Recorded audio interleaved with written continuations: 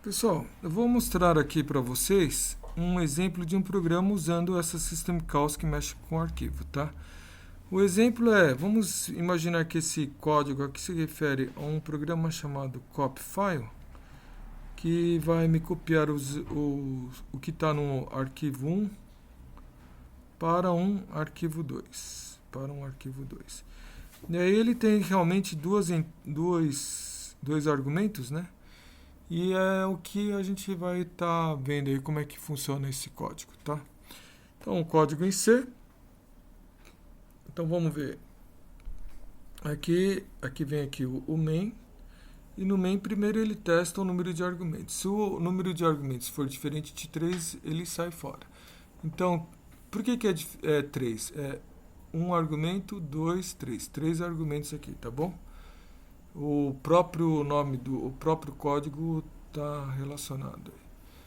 Aí vamos ver o que acontece. Como eu vou estar copiando do arquivo 1 para o arquivo 2, então ele faz aqui, ele abre esse argv, né, o que vem pelo argumento, o arquivo 1, para leitura, read only, né, então ele faz um open. E como ele vai escrever, aí aqui ele usou aqui uma system call chamada create, onde ele vai estar escrevendo vai estar escrevendo no arq2, que eu estou chamando de argv2 aqui, como eu coloquei aqui para vocês. Copyfile, arq1, arq2, o arq2 é o que está vindo aqui pelo argumento 2, pelo argv2 aqui, tá legal, pessoal? Bom, aí você vai ficar new loop. O que o loop vai fazer?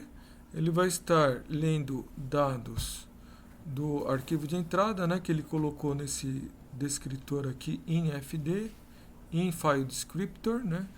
Então é o descritor do arquivo de entrada, in file d. Então ele está lendo os dados, colocando em um buffer e ele está lendo o quanto de cada vez? Ele está lendo o buff size bytes. Então vamos ver como é que ele declarou o buff size. Ele declarou 4K. Então ele declarou 4K bytes aí de buff size, está colocando ali. É óbvio que o arquivo poderia ser menor do que 4 kilobytes. Então o que ele está retornando aqui é o número de bytes que foram lidos, read count. Então, se o read count for menor ou igual a 0, significa que deu erro, aí ele para aqui o loop. Mas se não deu erro, né? Então, aí ele escreve aqui, o que ele vai estar escrevendo?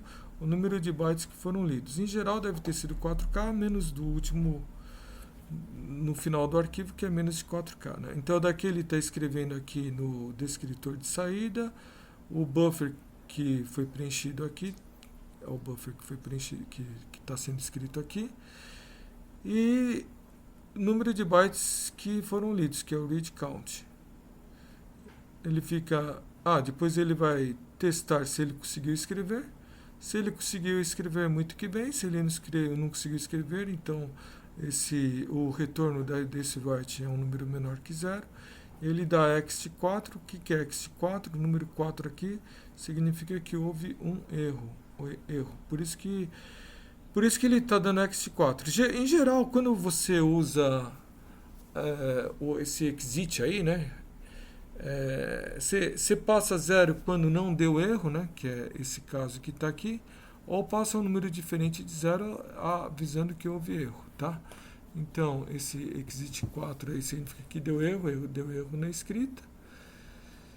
Então, ele fica nesse loop, escreveu tudo, daí depois ele fecha arquivo de entrada, arquivo de saída, e aí ele verifica assim, se o read count for igual a 0, significa que não houve erro na última leitura. Caso contrário, houve erro na última leitura, ele retorna aqui com ext5. Tá legal, pessoal? Então aqui como que a gente está chamando a system calls? O que a gente identificou aqui de system calls? Open, create, read, write e o close, e esse outro close aqui. Isso daí são as system calls que a gente andou vendo aqui nesse programa exemplo, tá legal?